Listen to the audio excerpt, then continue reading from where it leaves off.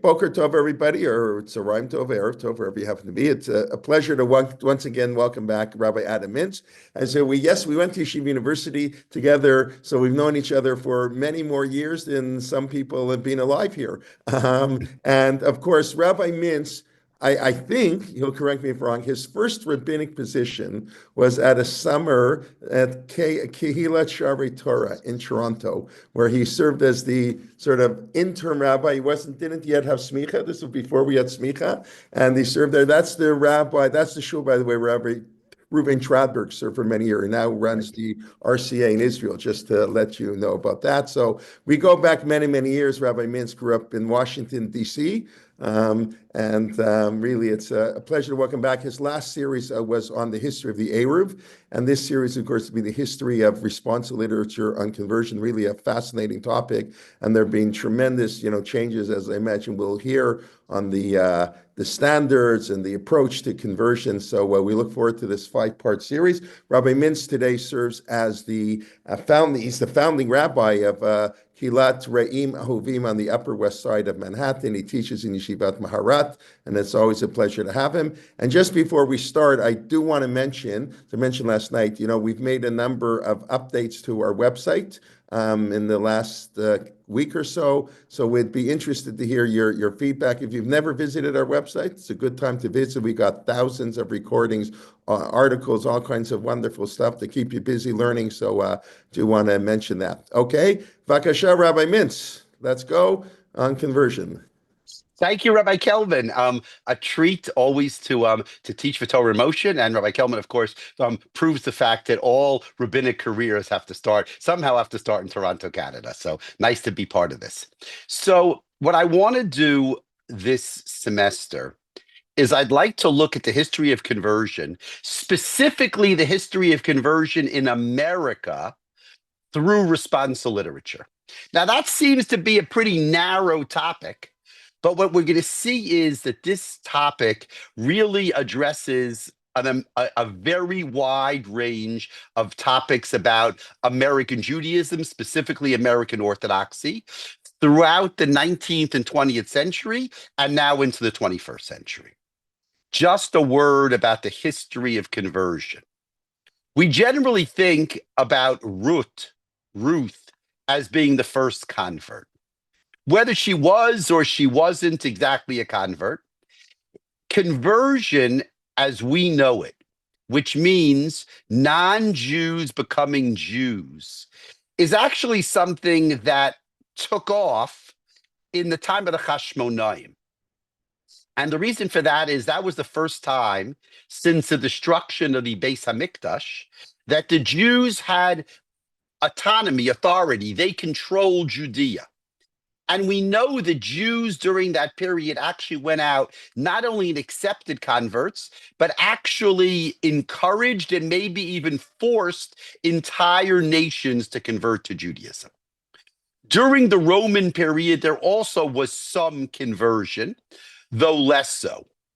But once the Christians took over in the Roman Empire, then in Europe, and the Muslims took over in Islamic countries, in the Middle East and Islamic countries, conversion was more or less stopped. Why was that? In Christian countries, it became forbidden for a Jew to convert a Christian. And in Muslim countries, it became forbidden for a Jew to convert a Muslim. So therefore, the Jews were kind of stuck. So you have conversion from Judaism to these religions, but you don't really have very much conversion to Judaism. Interestingly, and there's been material written on this topic, you do have in the medieval period some conversion within Christian countries. Most of it seems to be Muslims who worked for Jews in Christian countries, who converted to Judaism. That was allowed. If you were a Christian in a Christian country, a Jew couldn't convert you to Judaism. But if you were a Muslim, the Christians didn't care. So we have some Muslims who converted to Judaism. All of this changed around the year 1800, when Jews were granted citizenship in the Central European and the Western European countries. And all of a sudden, Jews and not Jews and non-Jews, Jews and Christians interacted. It's what Professor Jacob Katz termed a neutral society. You know, throughout the medieval period, there was no neutral society. There was a Jewish community, there was a Christian community, there was a Jewish community, there was a Muslim community, but you couldn't be in the middle. That, by the way, this is not for now, but that was the problem with Spinoza. He didn't fit anywhere exactly. But in the 1800s, once Jews gained citizenship, so all of a sudden, a neutral community was established. Means you weren't Jewish or Christian. You were German. You went to German university. You went to German opera. You got together in work. And this German community largely created an assimilation on the part of the Jews.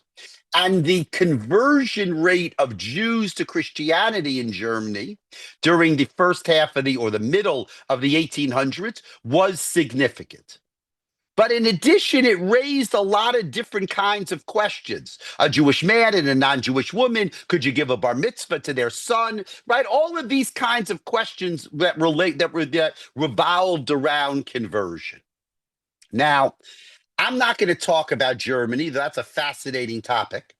There is a book by David Ellenson and Daniel Gordis that talks specifically about the history of conversion to Judaism in the 19th century in Germany. It's a fascinating topic, but we're going to focus on America. And what I want to do is I want to focus on a case that took place in New Orleans in 1864. But in order to give you a background, what I need to do is I need to start by telling you a little bit about the rabbi in New Orleans during this period. The rabbi's name was Rabbi Bernard Illowy, Illowy. He was born in 1814 in Bohemia. He came from a long line of rabbis.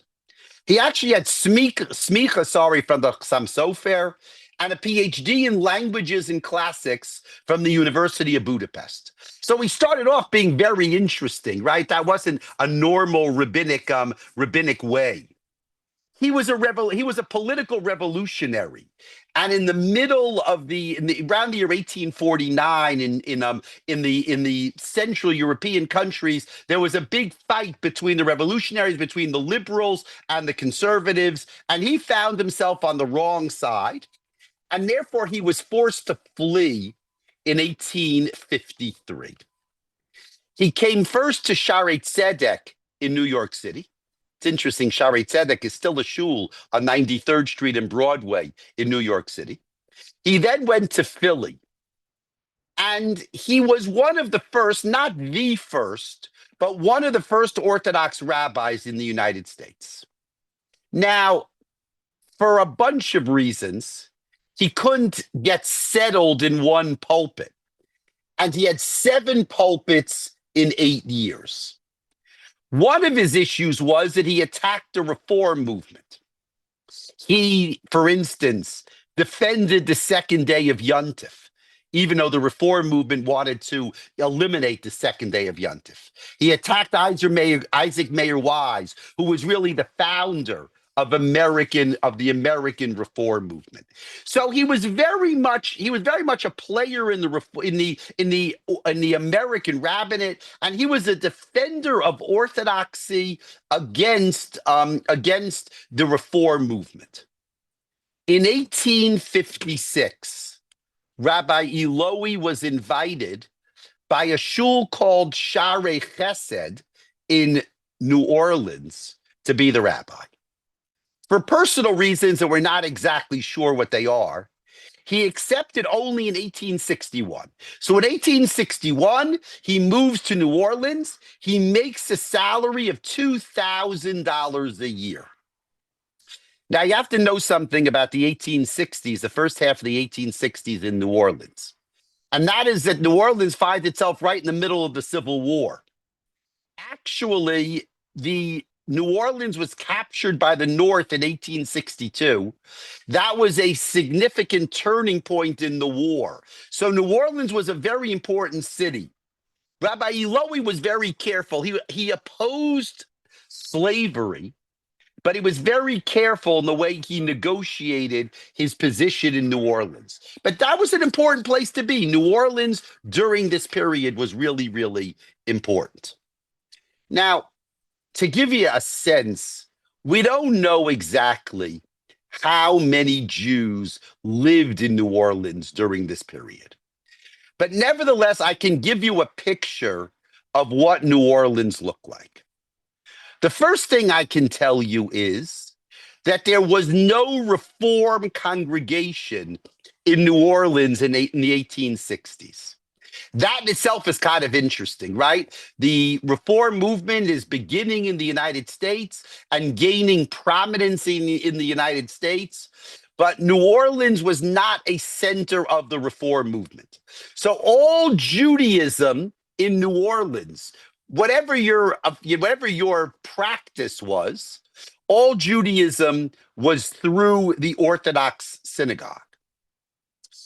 Yet, in 1830, the report is, there was a 50% intermarriage rate, which is obviously a very high intermarriage rate. You have to remember for a minute, when you think, we'll come back to this, in 1850, intermarriage wasn't only an issue about what the Jews thought, right? About whether a Jew wants to marry an American, a non-Jew. Intermarriage is also an issue about whether the American wanted to marry the Jews, right? In 1850, most Americans didn't want to marry Jews. So therefore, you say a 50% intermarriage rate, that's a very high intermarriage rate. That probably means that most of the Jews in New Orleans weren't really identified as Jews. They were so American that the Americans didn't care. They were happy to marry the Jews. To give you a sense of this, and this you'll all appreciate, there actually was a special section in the Jewish cemetery for the non-Jewish spouses of Jews. Now, that's pretty remarkable, right? Can you imagine that? You know today that non-Jews are not married in the Jewish cemetery. But if 50% of your congregation is intermarried, so then you're going to need to have a place for the non-Jewish spouses. So they actually had a special section in the cemetery where the non-Jewish spouses were allowed to be buried. That's our story. That's our background. That takes us to 1864 in New Orleans. Now, I'm going to do something with you today, which I think is really a special treat. And that is, I'm going to tell the story of what happened in New Orleans through primary sources that described the situation that were written at the time in the moment. That's really a remarkable thing. 1864. We're going to read documents that tell you a story about what happened in 1864 in New Orleans. Obviously, we'll read the documents. I'll read a little piece, then we'll discuss them. And I think what's going to come to life is an issue that was an issue in 1864 in New Orleans, which was actually commented upon by the rabbis of Germany. And we'll look at the Tshuvot from Germany as well. But I think we're going to see some things here that are very, very familiar. So let's get going here, everybody.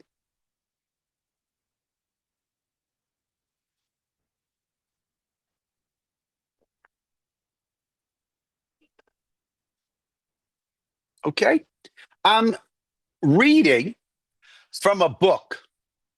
The book is called Sefer Milchamot Elohim, being the controversial letters and the casuistic decisions of the late Rabbi Bernard Illowy, PhD, with a short history of his life and his activity by his son, Henry Illowy, MD, published in Berlin in 1914.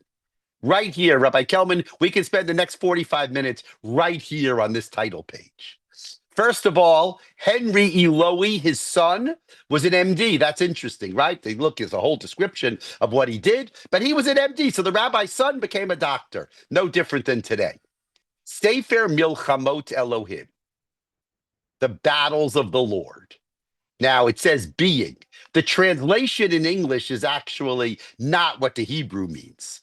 The English is the controversial letters and the casuistic decisions of the late Rabbi Bernard Illowy. He was an antagonist. He was a troublemaker, Rabbi Illowy. These are his controversial letters, which are collected by his son. Most of the letters have to do with his attack against the reform movement. But we're going to read a different story here. Here we go. Okay. I'm going to read here something from the Jewish Messenger, New York, November 11th, 1864. What is the Jewish Messenger? The Jewish Messenger was a Jewish newspaper that was begun in 1857. It was read by Jews, by Orthodox Jews, non-Orthodox Jews, by rabbis, by lay people. As you'll see in a second, if you live in New Orleans and you want to share what's going on in New Orleans, then you need to publish your story in the Jewish Messenger. New Orleans, October 27th, 1864, to the Reverend S.M. Isaacson son, editors of the Jewish Messenger. Gentlemen, okay, this is written by somebody in New Orleans. It seems that you have no regular correspondent in this city. Otherwise, he could give you matter enough to have also New Orleans mentioned in the domestic column of your valuable paper. So the first thing he does is he criticizes the newspaper. You don't have a reporter in New Orleans. New Orleans is an important Jewish community, and you don't have a reporter in New Orleans. I take, therefore, the liberty to forward you some short items regarding religious affairs in New Orleans. About 2 months ago, Dr. Illowy sent an official letter to the Mohalim of this city, in which he requested them not to circumcise in future any child born from a Christian mother, though that the father is an Israelite, for the following reasons. Okay? Before I read the reasons, we need to just make sure we're clear on the on what's going on here. So Rabbi Illowy, in October of 1864, he tells the Mohalim in New Orleans they are not allowed to circumcise the children of non-Jewish mothers, even though they have a Jewish father. Now, why do you think that someone would want to circumcise the child of a non-Jewish mother? That child of a non-Jewish mother, is that child Jewish or non-Jewish? That child is not Jewish. So what's the situation? Why would the father and or the mother, why would they want to circumcise that child? You tell me for a minute. I'll open it up for 1 second. Why would they want to circumcise them? Why would they want to circumcise that child? Any thoughts? Any very quick thoughts? For the purpose of conversion. So maybe it's for the purpose of conversion, okay? No. Meaning that that this is the first step of conversion. Now the mother's not converting, but maybe the child will convert. Okay, one more chance. Any other thoughts? To be like the father. To be like the father. So not to convert, but at least to have a bris, because the father has a bris, so the child has a bris. Okay, good. That's perfect. So basically, there might be 2 possible reasons why the Jewish father and the non-Jewish mother would want to convert the child. Either as the first step towards conversion, or just to be like the Jewish father, even though the child will not be converted, will not actually convert. So now let's see what Rabbi Illowy thinks about those reasons and whether he's whether he's in agreement or disagreement or what's going on here. Okay, so here we go. So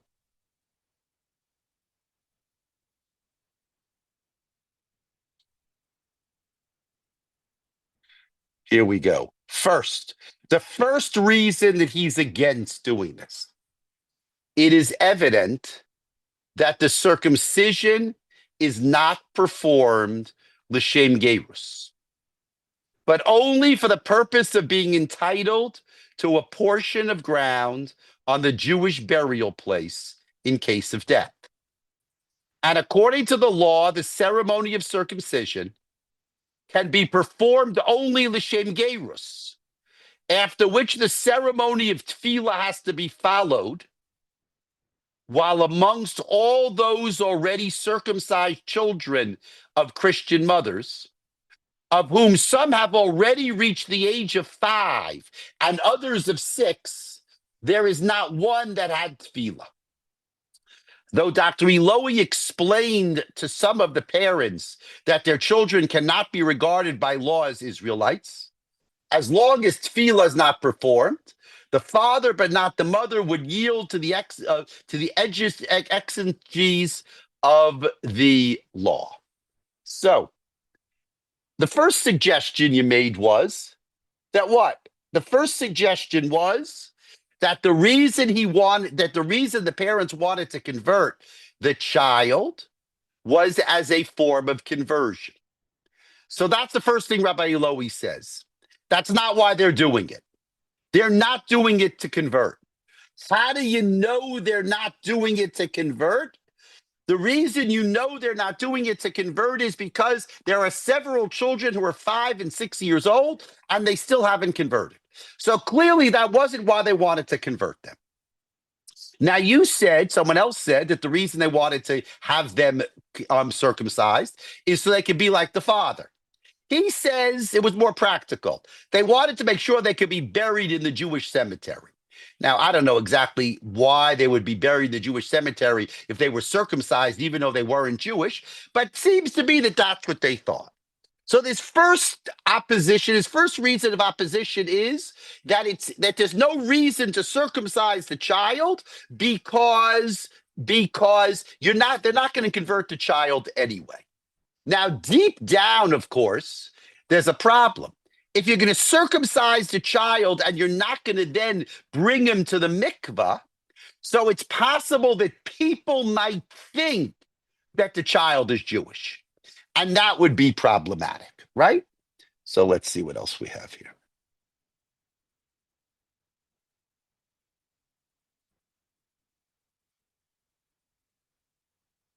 Number 2.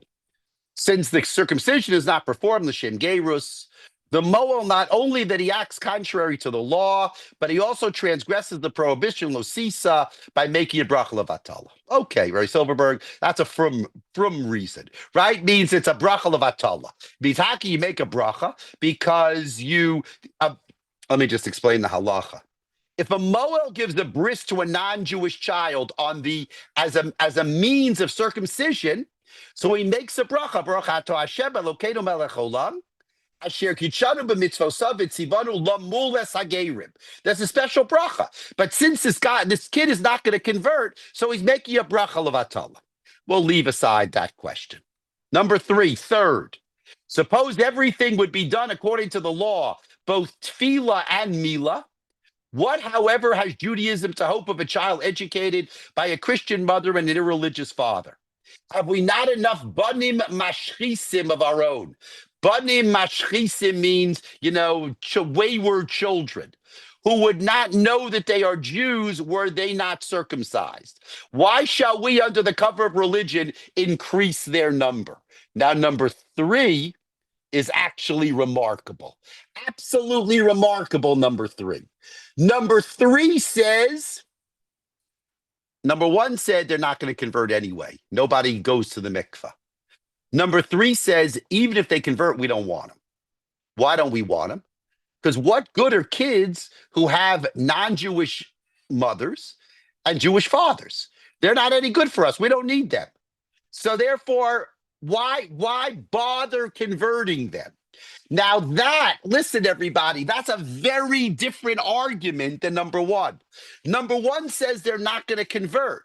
Number 3 says even if they convert, we don't want them.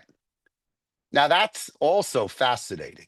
And you think today about, that thought, that theory, would a Besdin in America, in Israel, and anywhere you want to choose, in Toronto, would any Besdin convert the child of a Jewish father and a non-Jewish mother in a situation where the mother would not convert? Right? Again, that's the case here. The mother is not converting. So would a Besdin convert the child of an irreligious Jewish father and a non-Jewish mother if the mother did not convert? That's a good question. Let me just take the question from the chat. 1 second. Rabbi Illowy, great-granddaughter, lives in Israel. That's fantastic. Is there a standard prohibition for a Moel to circumcise a non-Jewish baby? Neither parent Jewish, but they want the procedure done by a Moel. That's a good question. We'll see that in the tshuva coming up. The answer is no. There is no prohibition for a Mohel to circumcise a non-Jew, even if that non-Jew is not gonna convert to Judaism. So it's not a technical problem. It's an issue about an approach to Mila. So 3 reasons Rabbi Illowy says. Rabbi Illowy said that the Moel cannot circumcise this child of the Jewish father, non-Jewish mother. Number 1, they're not going to convert anyway. Number 2, it's a bracha levatala. And number 3 is even if they convert, we don't want them. Because what kind of Jew is that going to be? We have enough wayward Jewish children. What do we want more for? Okay, that's remarkable. Every single thing here is remarkable, to think that this is what they were talking about in 1864. And now he's going to go on, this man who's telling you the story. Dr. Illowy made the above explanation to the Board of Trustees.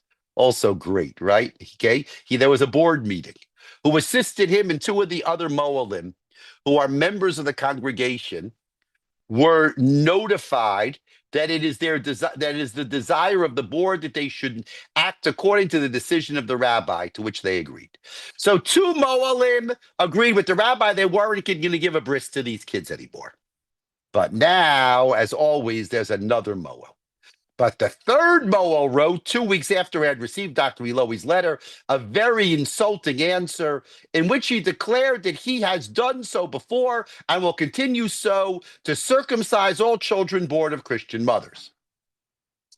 Dr. Illowy, after having received that insulting answer of the Moel, declared him publicly in the synagogue as pasul, having forfeited his right as Moel, and being in future unfit for and unworthy of the holy office. This event gave rise partly to a dissatisfaction among the friends of the Moel and those whose wives are strangers, nachriot, to our nation. Okay, so first of all, who got angry at him? Number 1, the friends of the Moel, who he just said can't do a meal anymore, they got angry. Who else got angry?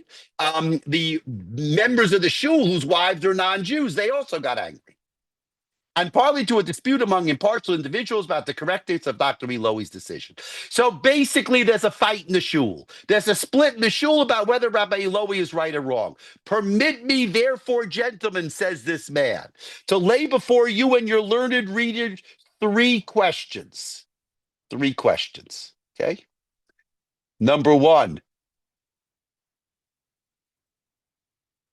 is it permitted according to the law to circumcise the son of a Christian mother and an irreligious Jewish father, though we know beforehand that we have not a spark of hope that the child will ever be brought up as a Jew? Suppose it be not permitted. Has any rabbi the right to declare a Moel who acted contrary to his decision in said question as pasul and unfit to perform in future the ceremony of circumcision?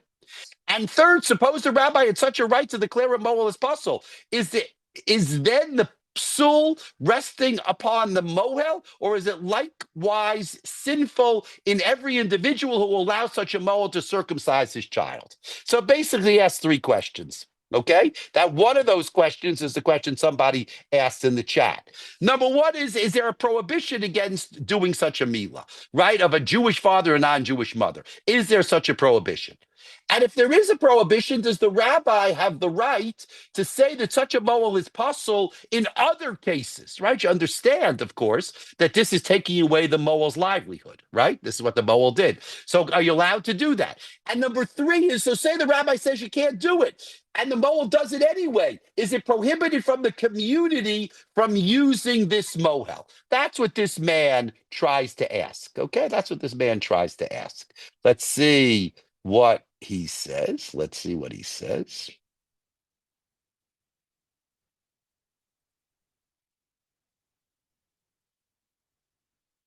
So hoping that you will grant these questions a space in the columns of your valuable paper, and let us hear in the next number of the messenger your own opinion, as well of those as other learned men in Israel. I can assure you, gentlemen, that by doing so, you will restore the peace into the hearts of those who are now dissatisfied with the decision of Reverend Dr. Illowy. So basically, he wants the messenger to tell him what the decision is, basically to defend Rabbi Illowy. Acharon, Chaviv. There were this year over 50 sukkahs in our city, of which over 40 were built by the members of the congregation Sharei Chesed, Rampart Street. Whilst 3 years ago, when Dr. Illowy arrived in the city, there was but one sukkah, built by the sexton of the Portuguese congregation in the yard of their synagogue. Though it is true that the reverend gentleman worked indefatigably with patience and perseverance to keep the word of God alive in the community, still it must be admitted that praise enough cannot be bestowed on S. Friedlander, Esquire, president of the congregation, not alone for the powerful support he is to the rabbi, not alone for the able management through which he made the congregation flourish, and increased to such a number of members that the synagogue, spacious as it is, has no more room for any newcomers, but also for the strictness and conscious care with which he watches the sacred altar of God, that it not be desecrated by the unholy fire of reform. He stands at the doors of the synagogue like the cherubim before the Garden of Eden, with the flaming sword in his hand, granting no admittance to those of whom God said, Lo yavo b'kal Hashem. This is probably the principal cause that the goats commence now to separate themselves from the sheep, some kudshim, and seek a better pasture. Well, they can find food entirely agreeable to their taste. I need not tell you anymore that a reformed society will soon be organized in New Orleans. The Knight Templars already show great activity and circulate for that purpose. And circulars for that purpose are already distributed. H.I. Almoni, we don't know who he is. Obviously, he's someone in the shul who's a supporter of Rabbi Illowy. He says Rabbi Illowy does a good job.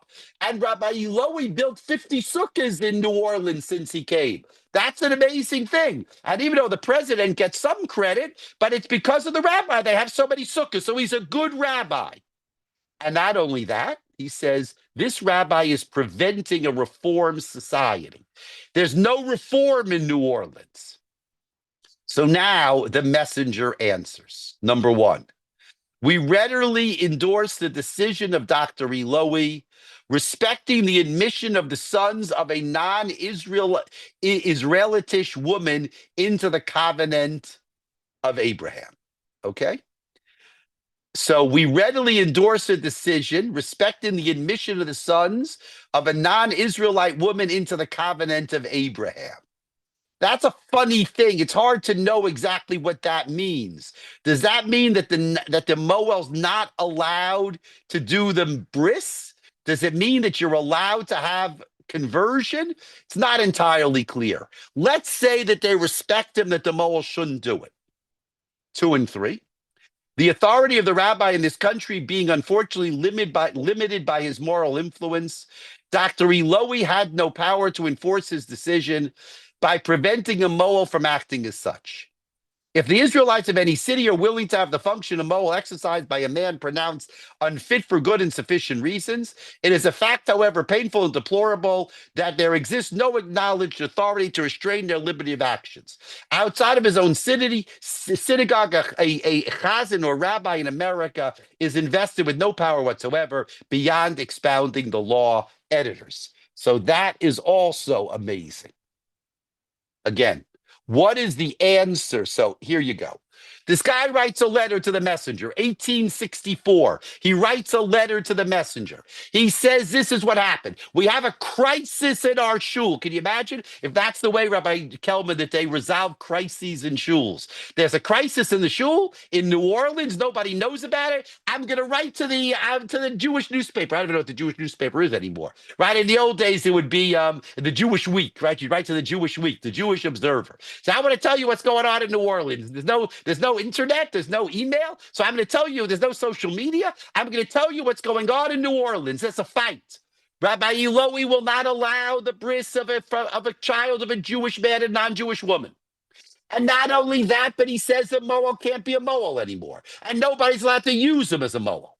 And this guy says, I like Rabbi Illowy, and he knows what he's doing, and he built a lot of sukkahs in the city, and he's preventing the reform movement from the city. And the editors answer. And what do the editors say? Let's imagine what the editors say is Rabbi Illowy's right. We support Rabbi Illowy, that they shouldn't give a bris milah to the son of a Jewish man and non-Jewish woman. Okay, that's what he says. But he has no authority. He has no authority. It's America. He can't say that the mohel can't be a mohel. If the mohel wants to be a mohel, the mohel can be a mohel. If the families want to use the mohel, then the families are allowed to use the mohel. Now, I guess that he could prohibit the mohel doing these circumcisions in his shul, but he can't say that the mohel is not allowed to be a mohel. Okay, 1 minute here. 2 comments if you want. What do you think? What do you think about the position of this man who wrote the letter to the messenger supporting Rabbi Illowy? And what do you think about the response of the editors? Any quick comments? 2 comments. Well, he does have authority to prevent burial of the son of the circumcised boy and perhaps of the father for doing. Only in his own cemetery. Yeah, if it's his personal cemetery, he could. Okay, good. But the baby is 8 days old. The baby's not dying yet. So that doesn't seem to be the issue. One more comment. Any other comments on this? Okay. So this question went to Europe. Okay, this question went to Europe. Meaning that they wrote it in the messenger. And it seems to be that this was picked up in the German newspapers again. We'll see where it was picked up specifically. And generally, the rabbis in Germany, Rabbi Samson Raphael Hirsch among them, supported Rabbi Illowy, that you can't give a bris to these children, and that he has a right to get rid of the mohel if he wants to. They seem to have supported Rabbi Illowy. But Rabbi Illowy was in a bad spot because there was a split in his shul, and the editors of the messenger did not support him getting rid of the mohel. So in the next issue of the messenger, there actually is a response by Rabbi Illowy himself. Again, we're seeing this play out in real time. 1864 in real time. This battle that was going on in the shul in New Orleans, and we'll see in a minute, affected the rabbis in Europe as well. This is being played out in real time in the pages of the messenger. And let's just look a little bit here. Let me just look at the questions. The use of the title reverend instead of rabbi is interesting. It's a reverend still used in English. Yeah, and it's a British system. That's okay. B'diavad. Yeah, we're going to get to Zera Kodesh in a second. Okay, we'll get there. Rabbi Kalisher talks about that. We'll get there in a second. Don't jump the gun. Okay, here we go.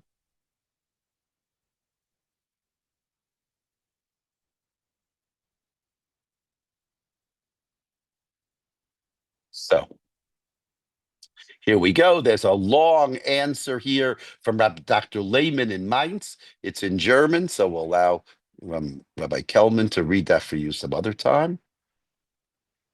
Here we go. Okay. Here we go. Editorial remark. This is February 3rd, 1865. Editorial remark. We have heretofore called attention to the controversy agitating our co-religionists at New Orleans on the subject of the Moel who has been suspended for duty by Dr. Illowy, the rabbinic congregation. It appears that the doctor had been called upon to retract his position, and a communication had been made to him by the officers of the congregation with which Mr. Goldenberg, he's the Moel, was identified, demanding a withdrawal of his censure. Dr. Illowy requests us to publish the following reply, which he transmitted to this request. It is proper to say that his action is fully endorsed by Rabbi Hirsch of Frankfurt and other high authorities. We have already stated our conviction that the doctor's course was dictated by an earnest purpose of serving Israel and perpetuating the purity of the rite of circumcision, and was in accordance with the correct precedent. Okay? So basically, the messenger is saying that Rabbi Illowy is supported by Rabbi Samson Raphael Hirsch of Frankfurt. That's amazing. 1865. Rabbi Hirsch, right? It's the real deal. And the editors seem to be supporting him as well. This is a letter written by Rabbi Illowy. I hereby most respectfully acknowledge the receipt of your favor dated the 28th of December, in which you request me by order of your congregation to recall what I have publicly pronounced against Mr. Goldenberg, a member of your congregation. Believe me, gentlemen, and the Almighty who sees into man's heart, he alone knows it, that I never felt the least animosity against the person of Mr. Goldenberg. And would my conscience tell me that I have done him wrong, I would not hesitate a moment to ask his forgiveness and revoke my declaration.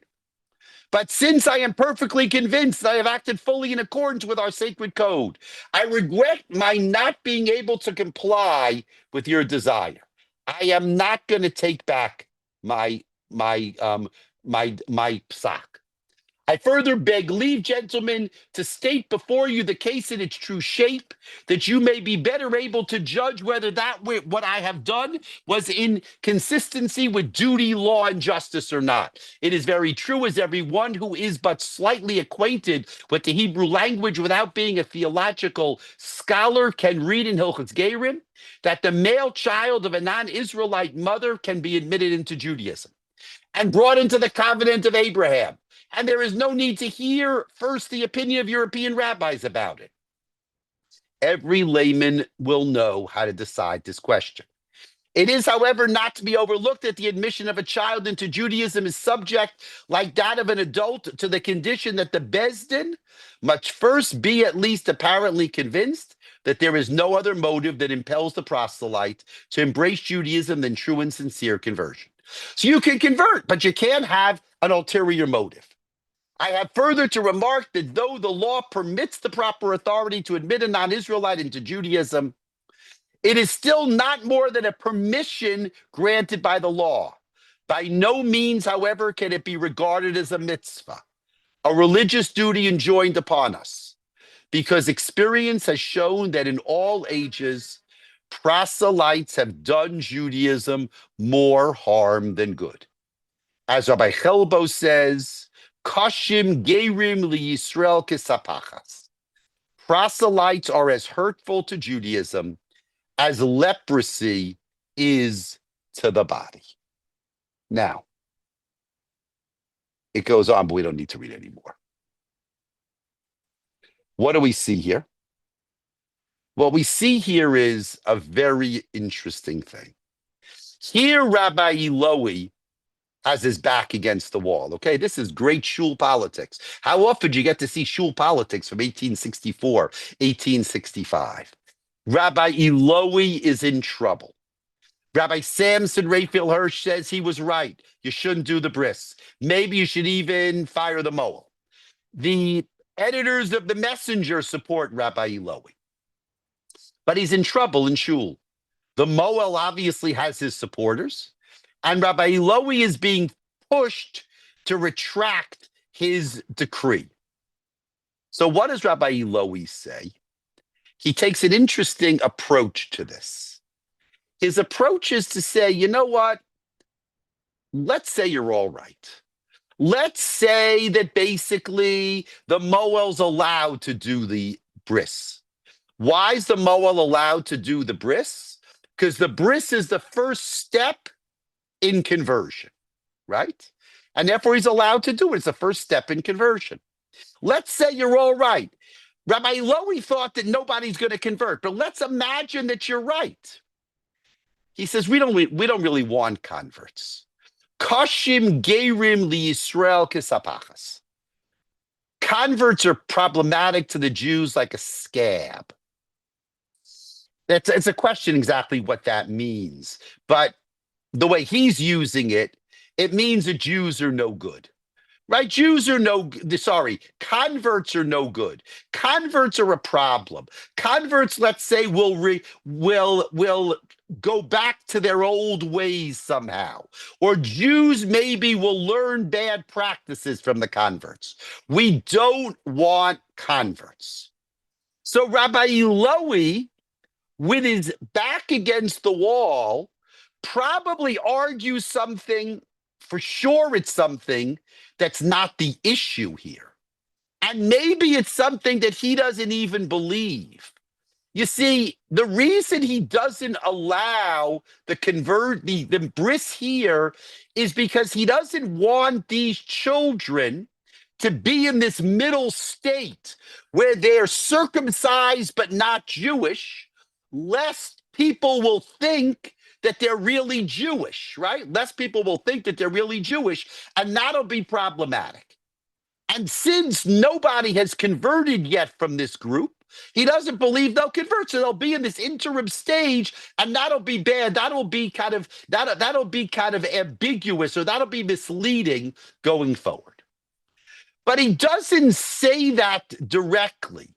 He feels that his position is strongest by saying something else, that we don't really want converts. Even if they convert, we don't really want converts. Now, that's very interesting. That shows you that when your back's against the wall, you argue something that's not even the point, because if we don't want converts, then who cares about the whole thing? Then you shouldn't deal with these kids. If these kids are the children of non-Jewish wives, then we're not interested in them. They're not Jewish. We don't want converts, and therefore we don't want these kids at all. It's different than the original point about whether or not it's good to have someone in this middle state, in which he thought that was problematic. Now he changes to say, no, the reason I'm against it is because I don't like converts at all. Let me just see what the chat is, and then we'll go on. What I have never before heard objection to a truly believing convert to Judaism. He doesn't object to that. What he objects to is, he says, you can't trust these people. Wondering why Rabbi Illowy emphasized the ulterior motive in the Medrash about sapachas instead of Kabbalas HaMitzvos. Right, okay, that's a good question. Maybe because he was seeing the son of a Gentile woman to a secular Jew or something converted to Judaism. Is that the Rav Bezin refused a conversion for marriage? Okay, that you have to ask Rabbi Kelman. That's not my department. So you're right. I mean, you're right. You see, there are a lot of things he could have said, but what he says is, no, we don't like converts. Not because they don't accept the mitzvos. We generally don't like converts. We accept converts. There's no halacha against, but it's not a mitzvah to accept them, and we don't really trust them because they're like a scam. And therefore, we shouldn't accept these kids. Rabbi Illowy is in trouble, right? Rabbi Illowy is in trouble. In truth, Rabbi Illowy eventually had to leave his job, and you see that he's controversial, right? That's what the letters are. They're controversial. He's controversial, and clearly he didn't get away with it. The Moel had more friends than the rabbi. But I can't end here. Because actually this issue, as I said, got to Europe. Rabbi Samson Raphael Hirsch said that Rabbi Illowy was right not to give a bris to the child. Actually, there's a debate in the Chuvos of Rabbi Azriel Hildesheimer. Rabbi Azriel Hildesheimer at the time was the head of the rabbinical seminary in Berlin. Hirsch was in Frankfurt. Hildesheimer was in Berlin. Hildesheimer has a back and forth by a Rabbi Tzvi Hirsch Kalischer. who dies in 1874. You may know the name Rabbi Tzvi Hirsch Kalischer. He was really one of the early proto-religious Zionists, but he was also a well-respected rabbi during the period. And I want to read to you what Rabbi Tzvi Hirsch Kalischer writes on this topic. It's remarkable, absolutely remarkable.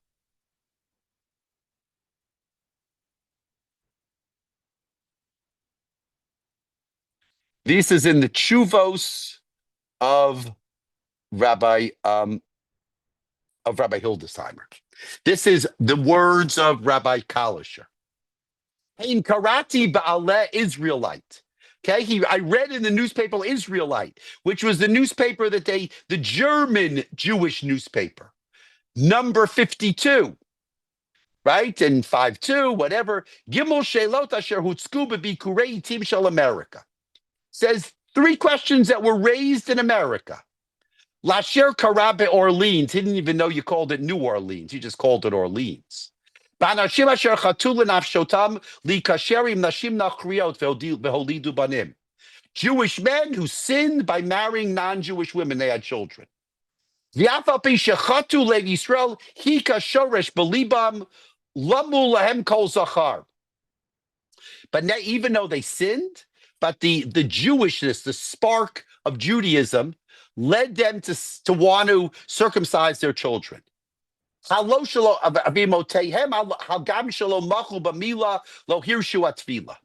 the mothers, even though they didn't prevent the bris, but they didn't allow a tefillah. He says he prohibited the bris. Because he got angry at these sinners. And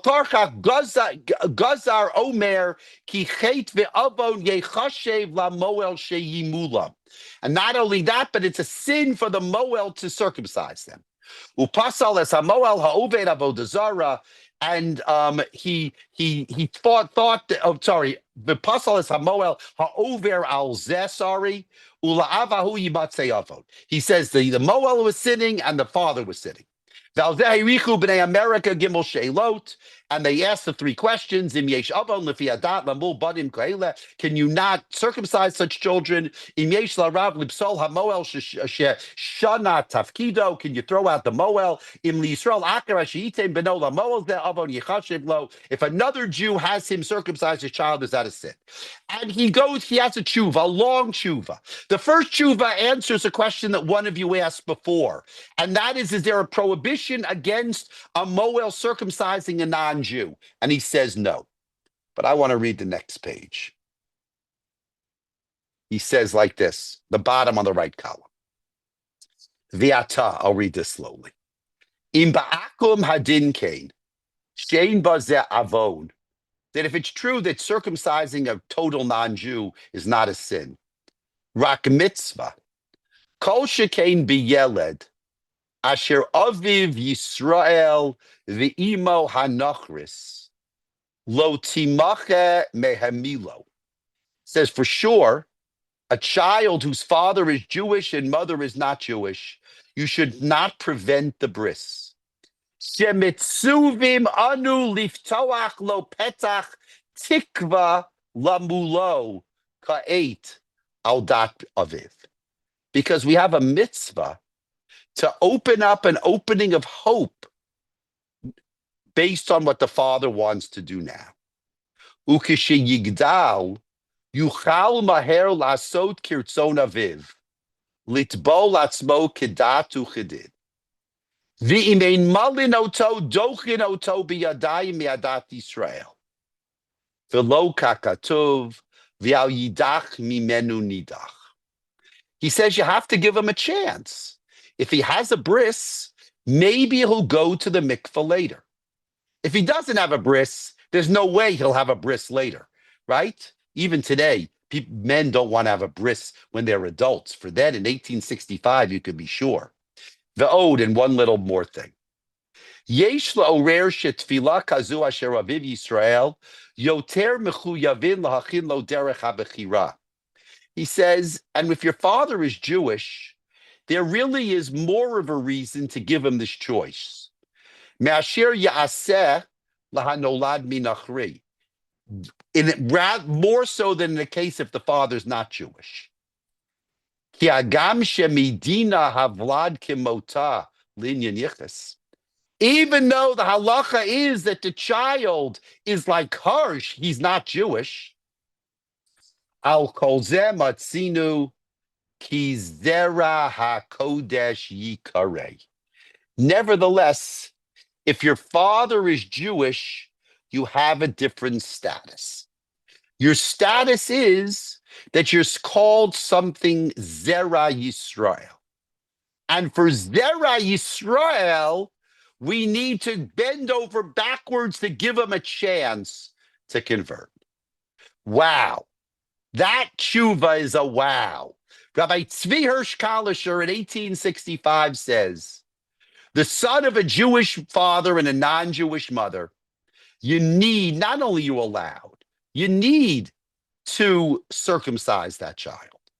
Because by circumcising the child, you are giving the child the chance to convert to Judaism.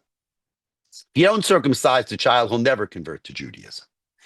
And even if you want to say that if the father's not Jewish, you shouldn't give the child a chance. But if the child is Jewish, there is no question he's Zera Kodesh, and you should give him the chance to convert to Judaism. Rabbi Illowy was against this. Rabbi Illowy says, we don't want these children circumcised but not converted. They're not really going to convert. Rabbi Kalischer said, no, you have to give them the chance. Rabbi Kalischer, to me, sounds much more modern, understands the opportunity to, as a first step, to allow this person to enter Judaism. David Ellenson, in an article that he wrote about this topic, he suggests that maybe Rabbi Kalischer, living in Germany, in what was basically a shtetl in northern Germany, he might not have been exposed to these kinds of families. And therefore, he wrote his tshuva kind of in an idealistic sense. This would be nice. This child will have a bris, and he'll convert to Judaism. Rabbi Illowy is probably writing in a much more pragmatic feel. He knew the story. He knew that this child who is circumcised is not going to convert. They had 5- and 6-year-old children and they didn't convert. So while Rabbi Illowy sounds to our ears to be more modern, to be more accepting, but it is interesting that in this moment, Rabbi Illowy might have had a better understanding in what the situation was in New Orleans. Anyway, what you see here is a story, a fight in the shul in New Orleans in 1864. Rabbi Illowy got in trouble and ultimately lost his job. What they were arguing about was about conversion, was about children of non-Jewish mothers and Jewish fathers. Do we give them a chance? Are we realistic to say they're not really converting?